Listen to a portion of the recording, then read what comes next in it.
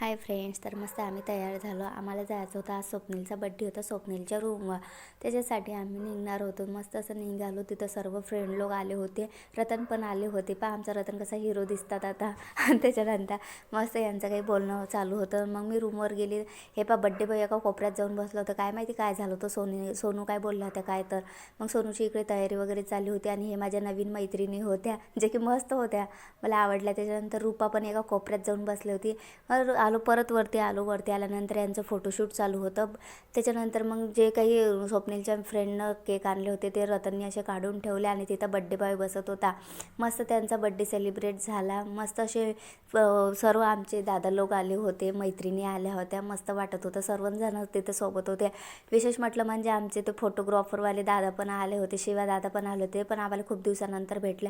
नंतर आम्ही स्वप्नीला केक वगैरे खाऊ घातला. मला असं वाटतं फोटो निघाला, पण परत मी केक आले हात लावला फोटो काढण्यासाठी. हे बघा आमचे शिवादादा पण लय दिवसानं आले होते, आम्हाला पण भेटले.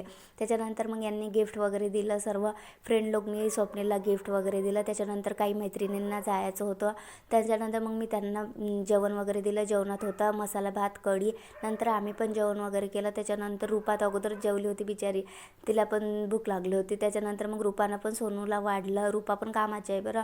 त्याच्यानंतर मस्त आम्ही असं जेवण वगैरे केलं. नंतर हा आमचा दादा तर तिकडेच पाहत होता.